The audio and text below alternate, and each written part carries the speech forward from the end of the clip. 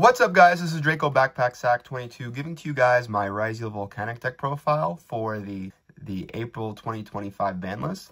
This is a deck that I still think is very good. Obviously, the Ryzeal component got hit quite a bit, and unfortunately, we lost 2 copies of Bonfire, but I still do think the deck is very good. I hope that, over time throughout the format, people will be less prepared for Ryzeal as more decks come into the format, and it'll be a better choice for the YCS than it would be right now. But again, I think the deck still has, while it does have flaws, it still has very strong traits. So I'm going to go over where I think that this deck is better than pure Ryzeal. I know that's a very controversial topic because pure Ryzeal is more played than anything, but there are components of this deck that I think do beat the pure Ryzeal deck, and I'll talk about that throughout the profile. So yeah, if you like this content, subscribe, and hopefully I can give more content if I continue to play this deck online and stuff like that. So to start off the deck, we have 2 Rocket. I used to play 3, but then I played the Volcanic Blaze Accelerator with the Rimfire and the Blaze Accelerator. I felt like you can get by with that with the old ratios of the Ryzeal cards because you had 3 Bonfire, and it kind of mitigated the ratio a little bit. I was also playing my deck to go second, believe it or not, so I was maining breakers and things like that, and I cut down on the Emperors, cut Emperor down to 1, I cut a Mission, I cut down the going first cards like Gravediggers, but once the format flipped a little bit, I think the deck still has to go first now. So Volcanic Rocket, it's not a 1-card combo by any means, but what's cool is it does pair with Electro Blaster. Yeah, the 3 Blasters really good because you could send your double Emperor. So this is your kind of Volcanic package, and the last Volcanic card is 3 Scattershot, which in my opinion is the bane of the deck, but it's still a very strong component just because you play Foolish Burial Goods, you play the Rockets, you play the reloads get to it. So yeah, I mean, look, it's a card that people don't expect. It passes by Desiree. If if you get reload engrave, you could blow up a Desiree board, so that's really cool, and it's very unique in that way. So yeah, I kind of build the deck to play with it. So when you start to cut down on Rockets, then the Scattershot becomes worse because if you draw it, it has no place. But the more you see reload, which Rocket searches reload, you could set it, which I know seems bad, but you could set it and on the end a minimal Ryzeal board like Baguska or Detonator Pass, and then flip reload, pitch Scattershot, draw a card for follow-up, and then blow up their board. They take 15. So you find yourself in very unique game states that maybe you wouldn't in the pure Ryzeal deck. So, and then unfortunately for the Ryzeals, we lost a few troopers, 2 ice, 2x, 2 sword, and 1 node. So yeah, I mean, unfortunately, this is what we're left with. I do think that it's still very good. At one point, even when these cards were at 3, I was testing this kind of ratio, and it wasn't bad. Obviously, you want to see X more than anything, but that's why we play 7 Tachyon, stuff like that. But overall, the consistency is still there. Sometimes, a problem that I had with playing 3 of all of them was that I would draw redundant hands, right? So I would draw too many of the Ryzeals, and then I would get Peruliaed and I would lose. So I think overall, yes, your deck is a little bit less consistent, but I also think you don't fall into the trap of getting redundant hands as much, and you don't lose maybe to Perulia as much, and you can make more minimalistic boards and play very simple rather than having to go full throttle into Detonator, Rafflesia, Banshee, whatever. So the next package that I play to kind of mitigate the loss of the extra Ryzeal names was I do play a cash package. So this is something that I've been debating for a long time. Now, unfortunately, the big thing is that Fenrir conflicts with X, but now you're seeing X less often. So Fenrir is a little bit more needed. This is a consistency card in a way because you play the 1 brick, which is Ryzeheart. So basically take out Rimfire, take out Blaze Accelerator, put in the Ryzeheart. So yeah, Ryzeheart is cool because it can be a level 4 extender. It triggers your Electro Blaster. So if you draw Blaster Fenrir, it's full combo.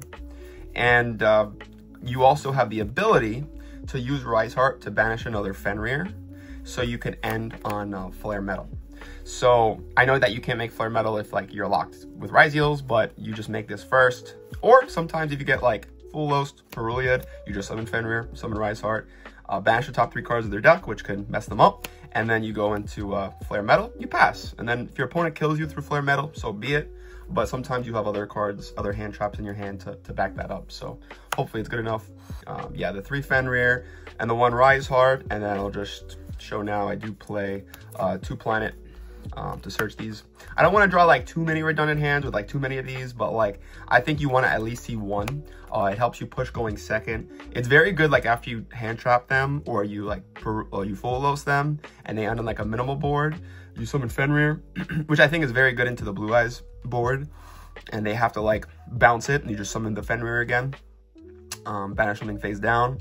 So it forces answers, it demands an answer. So sometimes they'll waste their imperm on it rather than, you know, dual drive or something like that. So I think you need something that's like a distraction to play through hand traps. For hand traps, I play, I main 3 Fulos, side the Perulias. In my last build, again, I was choosing to go second. I was playing 3 and 3. This is very good because what it does is it like kind of makes your opponent pass early. Sometimes they'll just pass completely, and they don't think that you can OTK them because they'll have hand trapped or something. But because you're playing the Volcanic component, they were not expecting the Emperor, so you could like summon Emperor, burn for 15, then attack directly, and then you get them to this threshold where they lose to the burn damage. So 3 Fulos and then 3 Ash Blossom. So I think that like 3 Ash is just very good right now. The only other hand trap that I would play that I'm like debating whether or not to play to just make it 42 cards is just play 2 Mourner. So I think I'm just gonna put in 2 Mourner and make it 42. This way, like, you know, you mitigate the like the scatter shots a little bit more. But overall, I think that these like 3 and 3, like this to stop Perulia, this to full Lost them, like it's very basic logic, but I think that's like where we're at in the format right now. So yeah, that's it for the monsters. And then for the spells, unfortunately we got a Bonfire hit, so we have to play 7 Tachyon to fill in the other 2. I really don't like this card, to be honest, but it's like a necessary evil because again, you have to just like not draw bricks all day. So this helps you put back your bricks. Like one cool thing with Fenrir is like you get a +1, so you get to put back the +1 to get into your package, right? So yeah, overall you can search Blaster with this, you can search Rocket with this, so that's pretty cool. And then obviously the one sad Bonfire by itself. I really don't like that hit. I think it hits like the other Pyro decks in like a very substantial way, but whatever, who's playing a Pyro deck, right? So this is like the card right now for me since I've last profiled this deck. This card is like just the best breaker in the game, basically. In this deck specifically, because you play the reload. So yeah, I mean, like your opponent like lets it go. Like I'm not gonna Ash Blossom this, right? So yeah, I mean, unless they have Cold by the Grave or something weird, like you're just gonna blow up their board. That's just what's gonna happen. What's cool is like even if you go first, you just activate this, send the reload. They Perulia you, they full Lost you, you pass, right? All right, you have a quick play Raigeki on their turn. That's like the best thing you could ask for, right? So yeah, best breaker in the game. I do play 1 Fire Recovery as the other target. So Fire Recovery is a little bit of a weird card. When you have it in your hand, you have to like target a fire in the grave, send a card from your hand to the graveyard, and if you do, special summon the target monster. But the cool effect is that you can banish this to shuffle back 3 fires and draw a card. So you can put back your scatter shots in case you want to reload again to scatter shot them again.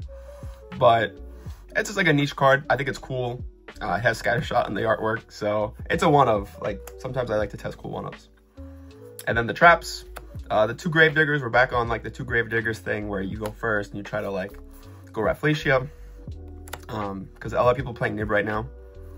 2 reload, and then the 1 emission to summon the Emperor. So yeah, that's the main deck. For the extra deck, 2 Banshee.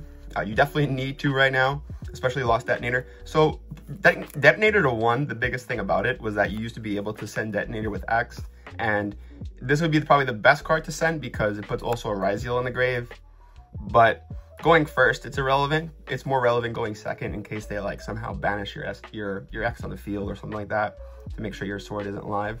But going first now, you just always send the Banshee, so you have another Pyro in grave, and then it's like that extra name to banish with Emperor.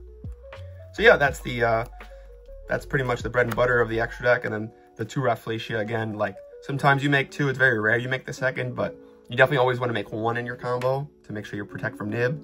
And then from there, you pretty much sculpt out your combo. 1 detonator, 1 duo drive. The only time I really go duo drive is when I draw Rocket Blaster or Blaster Blaster, just because, like, you know, they're probably gonna hand trap it, but like if they don't, then yippee, right? So yeah, that's like the core of the extra deck, and then everything else is kind of like fringe. But 1 Eclipse Twins, I didn't have this in my last profile because, to be honest, you don't even like use this turn 0, but this is good for the crackback still if you have like an extra X, and then you can bring back your detonator or your Banshee. Sometimes you bring back the Banshee, and then you detach to search like a burn card or whatever, or your rocket, so you can scattershot them. So it does have like its application, but it's definitely less used in this version of the deck because you're always going to send like Banshee, like a Pyro, to the grave. So other than that, we play some number monsters. We play Baguska. I make Baguska a lot when I get like Perulia, Fulos, whatever, and then like if they have Imperm, they have Imperm, whatever. So I play Crooked Cook. So a little thing in the side deck that I'll show off in a little bit is I play the Master Duel Astral Kribo thing. I think that this is insane because Blue Eyes loses, Malice loses, but in a lot of matchups, you just summon this with Astral Kribo, you win. So yeah. Then I play the 2 Tachyon cards, the 1 Masquerade, and the 1 Battle and Boxer Star of Cestus. This is like, you know, you can search Blaster or Rocket with this. This searches like your X'd. And then I play Aggregator, Flare Metal, and Typhon. The last card is SP.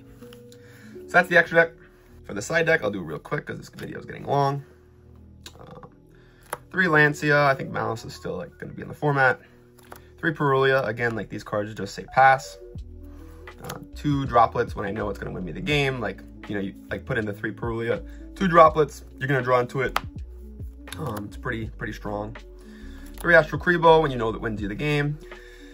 Then, I've always been playing 3 Heatwave, the cards are the nuts. Don't put this in against Blue Eyes because they can still summon Blue Eyes. It only stops people from summoning effect monsters, so that's something to note.